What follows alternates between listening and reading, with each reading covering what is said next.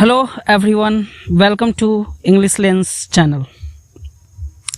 आज मैंने आप इस चैनल पे रोज़ इंग्लिश एडिटोरियल एवं डिफरेंट शॉर्ट स्टोरीज़ के माध्यम से इंग्लिश सीखते हैं। आज मैंने एक न्यू स्टोरी ली है, तो चलिए इसको देखते हैं इसमें क्या है। वीडियो पसंद आएगी तो चैनल को सब्सक्राइब करके बेल आइकन को ज़रूर दबा लीजिएगा, ताकि जो भी न्यू वीडियो अपलोड हो तो उसकी नोटिफिकेशन आपको मिल जाए। तो चलिए देखते हैं। Arrogant rich girl story. Arrogant मतलब होता है अभिमानी, है ना, जिद्दी, ठीक है, जिसको अपने आप पे बहुत घमंड हो, ऐसे उसको एरोगेंट बोलते हैं। तो एरोगेंट रिच मतलब धनी, गर्ल मतलब लड़की की कहानी, ठीक है। तो once a poor boy fell in love with a rich man daughter. Once मतलब एक बार, एक पुअर मतलब गरीब, बॉय मतलब लड़का, फेल मतलब होता है गिरना, ठीक है। लेकिन फेल इन लव है, फेल इन लव का मतलब प्यार में गिरना, मतलब प्यार हो जाना, ठीक है। विद मतलब के साथ, ए रिच एक धनी, मैन मतलब आदमी, डॉटर मतलब बेटी। तो कह रहा है कि एक बार एक गरीब लड़के को एक धनी आदमी के बेटी से प्यार हो गया, ठीक है। फेल है, सेकेंड फॉर्म है वर्ब का, सब्जेक्ट के बाद सेकेंड फॉर्म वर्ब का आता है, तो वो सिंपल पास्ट टेंस होता है। Boy loved her a lot, so one day he proposed to her. Boy मतलब लड़का, उसे प्यार करता था। A lot मतलब बहुत, इसलिए एक दिन उसने उसे प्रपोज किया, ठीक है। प्रपोज करना मतलब आप लोग जानते ही हैं। Girl rejected him by saying, "Listen, your monthly salary is even less than my daily expenses." Girl यानी लड़की ने ठुकरा दिया, रिजेक्ट मतलब ठुकराना, हिम मतलब उसे, बाई सेइंग, बाई एक प्रीपोजिशन है, और सेइंग बाई जो भी प्रीपोजिशन होता है उसके बाद अगर वर्ब आता है तो वर्ब का हमेशा फोर्थ फॉर्म ही आता है, ठीक है। तो इसीलिए आईएनजी का यूज है यहाँ पे, ठीक है। तो गर्ल ने, लड़की ने उसे कहते हुए ठुकरा दिया। क्या कहते हुए? लिसन, सुनो, योर मंथली सैलरी, तुम्हारी जो महीने की सैलरी है वो इवन मतलब यहाँ तक कि लेस है यानी कम है, देन मतलब की तुलना में, माई डेली एक्सपेंसेस मेरे जो डेली के खर्चे हैं उससे भी, ठीक है। तो लड़की ने उसे यह कहते हुए ठुकरा दिया उसके प्रस्ताव को कि सुनो, तुम्हारी मंथली जो सैलरी है वो मेरे डेली के खर्चे जो हैं उससे भी कम है, ठीक है। चलिए आगे देखते हैं। How can I live with you, मैं तुम्हारे साथ कैसे रह सकती हूँ। कैन मतलब मॉडल एक्सिलरी वर्ब है कैन, और हाउ क्या है? WH क्वेश्चन है। हाउ, वेयर, व्हाट, व्हाई, ये सब WH क्वेश्चन होते हैं, जिनका क्वेश्चन नहीं, क्वेश्चन वर्ड होते हैं, ठीक है, जिनका यूज क्वेश्चन पूछने के लिए किया जाता है, और ये सेंटेंस के सबसे पहले आते हैं, ठीक है, और इनके बाद ही कोई एक्सिलरी वर्ब आता है, ठीक है। तो मैं, और लिव मतलब रहना, विद मतलब के साथ, यू मतलब तुम्हारे, तो मैं तुम्हारे साथ कैसे रह सकती हूँ। How could you even thought of coming to me and ask me. How मतलब कैसे, कुड जो कैन है उसका पास्ट फॉर्म कुड होता है, और कुड भी एक मॉडल एक्सिलरी वर्ब है। यू मतलब तुम, इवन मतलब यहाँ तक कि थॉट ऑफ मतलब सोचना, थिंक मतलब सोचना, थिंक का सेकेंड फॉर्म थॉट, तो सोच सकते हो। कमिंग मतलब आते, ऑफ, फिर यहाँ पे ऑफ प्रीपोजिशन है तो ऑफ के बाद वर्ब का फोर्थ फॉर्म आया है कमिंग, ठीक है। कमिंग आने का, और टू मी मेरे पास, और आस्क मी और मुझे कहने का। तो कहने का मतलब ये है कि लड़की उसे कहती है कि तुम यहाँ तक कि यहाँ मेरे पास आकर के मुझे ये बातें कहने की सोच भी कैसे सकते हो, ठीक है। I can never ever love you. I मतलब मैं, कैन मतलब सकना, मॉडल एक्सिलरी वर्ब है, नेवर मतलब कभी नहीं, इवर मतलब हमेशा भी होता है इवर, और यहाँ तक कि भी होता है। लव मतलब प्यार, यू मतलब तुम्हें, मैं तुम्हें कभी भी प्यार नहीं कर सकती हूँ। Forget about me and go find someone of your level to get engaged. Forget मतलब भूल जाना, about मतलब के बारे में, about भी प्रीपोजिशन है, इसके बाद me का यूज है, me ऑब्जेक्टिव केस होता है, ठीक है।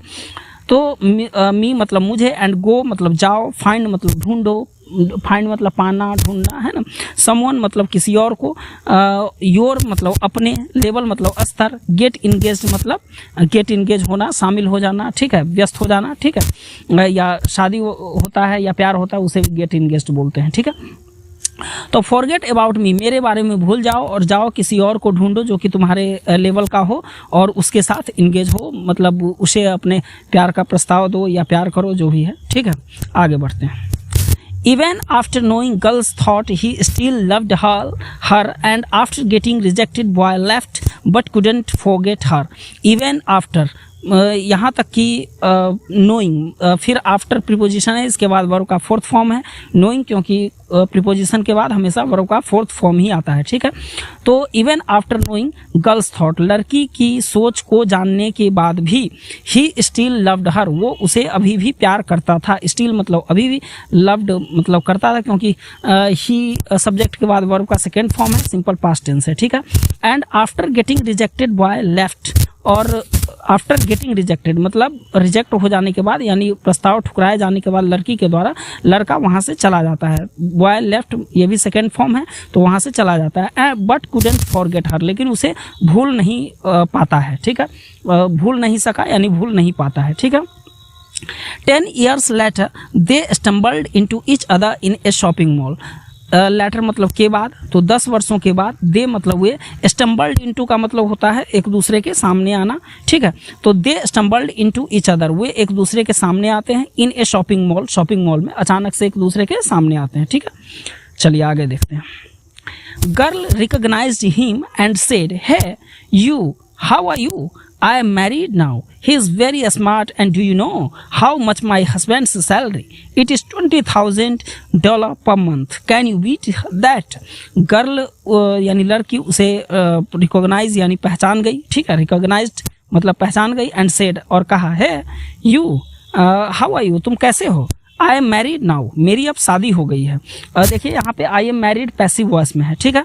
पैसिव वॉइस सेंटेंस किसी भी इंग्लिश सेंटेंस में इंग्लिश सेंटेंस को दो तरीके से लिखा जाता है, एक एक्टिव वॉइस और एक पैसिव वॉइस में। तो एक्टिव वॉइस में उसे लिखा जाता है जिसमें सब्जेक्ट किसी काम को करता है, ठीक है। लेकिन पैसिव वॉइस में उस सेंटेंस को लिखा जाता है जिसमें सब्जेक्ट खुद ना काम करके सब्जेक्ट से काम किसी सब्जेक्ट से कोई काम कराया जाता है। जैसे शादी कोई खुद नहीं करता है, मतलब ऐसे करता तो खुद भी है, लेकिन ऐसा माना जाता है कि शादी कोई खुद से नहीं करता है, बल्कि शादी कराई जाती है फैमिली के द्वारा या किसी के द्वारा, जनरली तो फैमिली के द्वारा ही, है ना। तो इसलिए इसको जो शादी वाला जो सेंटेंस होता है उसको पैसिव में, और बहुत सारे जो भी इसी तरह के अन्य सेंटेंसेज होते हैं उनको पैसिव वॉइस में लिखा जाता है, ठीक है। और ये पैसिव वॉइस में है कैसे, मुझे कैसे, मतलब मैंने कैसे इस सेंटेंस को पहचाना कि पैसिव में है, तो कभी भी सब्जेक्ट और उसके बाद एक्सिलरी वर्ब और फिर वर्ब का थर्ड फॉर्म आता है तो वो पैसिव वॉइस में होता है वो सेंटेंस, ठीक है। तो आई एम मैरिड, मेरी अब शादी हो गई है। नाउ मतलब अब, ही इज़ वेरी स्मार्ट, वो बहुत स्मार्ट है, वो बहुत स्मार्ट है, यानी अपने हस्बैंड के बारे में बात कर रही है, ठीक है। एंड डू यू नो, और क्या तुम जानते हो, how much my husband salary, मेरे हस्बैंड की सैलरी कितनी है।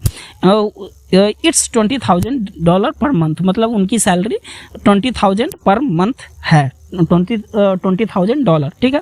कैन यू बीट दैट, क्या तुम उसे बीट यानी हरा सकते हो। बीट का मतलब हराना होता है, ठीक है, मारना, हराना, ठीक है। लेकिन यहाँ पे हराने से सेंस ये है कि क्या तुम उससे ज़्यादा कमा सकते हो, है ना, ये है। चलिए आगे देखते हैं। Boy eyes got wet hearing those words from same person. Boy eyes मतलब लड़के की आंखें, गॉट वेट, वेट मतलब होता है गीला हो जाना, गॉट वेट मतलब गीला हो जाना, गेट वेट मतलब, और यहाँ पे सेकेंड फॉर्म यूज है इसलिए गॉट है, ठीक है। लड़के की आंखें भर आई, ठीक है, गीला हो जाना मतलब भर आना, ठीक है। हियरिंग सुनते हुए, यहाँ पे हियरिंग है, हियरिंग का मतलब सुनते हुए। मैं पहले भी बता चुका हूँ, फिर से बताता हूँ कि अगर कोई काम ऐसा लगे कि जो कि काम कंटिन्यू है तो उसमें वर्ब का फोर्थ फॉर्म ही वहाँ पे आता है और वो एज ए जीरंड यूज होता है, ठीक है। तो हियरिंग का मतलब सुनते हुए, सुनते हुए में क्या लग रहा है, ऐसा लग रहा है ना कि सुनने का काम अभी भी जारी है, ठीक है, इसलिए हियरिंग है। सुनते हुए उन शब्दों, दोज वर्ड्स, उन शब्दों को फ्रॉम सेम पर्सन, उसी व्यक्ति से। A few seconds later her husband came around, कह रहा है कि a few second, a few मतलब होता है कुछ, सेकेंड मतलब सेकेंड, और लेटर मतलब बाद, कुछ सेकंड बाद हर हस्बैंड केम अराउंड, उसके हस्बैंड वहाँ पे आए। अराउंड का मतलब चारों तरफ होता है, तो कहने का मतलब यह है कि लड़का और लड़की जहाँ पे थे उन्हीं के चारों तरफ आए, यानी वहीं पर आए, ठीक है। आए जो भी बोली, ठीक है। बिफोर गर्ल कुड से a word seeing the guy her husband said, मतलब बिफोर गर्ल कुड से मतलब लड़की कुछ एक शब्द भी बोल सकती सीइंग द गाय, अपने हस्बैंड को देखते हुए, द गाय उसके हस्बैंड के लिए यूज़ किया गया है, ठीक है।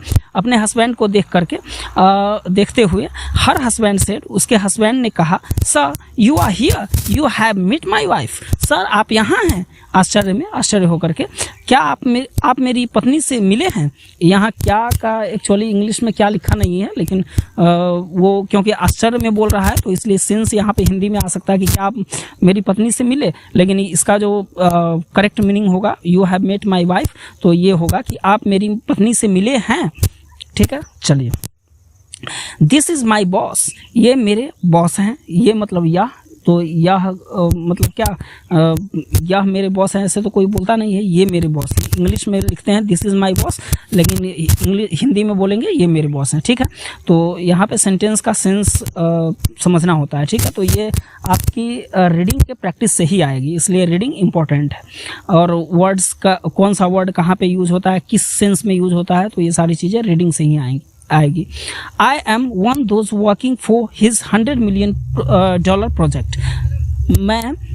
I am one, मैं एक हूँ, those working, वे काम करते हैं, फॉर मतलब के लिए, हिज $100 मिलियन प्रोजेक्ट, उनके $100 मिलियन प्रोजेक्ट के लिए, यानी वो उस लड़की का हस्बैंड मतलब उस लड़के के बारे में बता रहा है कि मेरे बॉस के लिए, जो मेरे बॉस का $100 मिलियन का जो प्रोजेक्ट है, उनके लिए जो लोग काम करते हैं उनमें से मैं भी एक हूँ।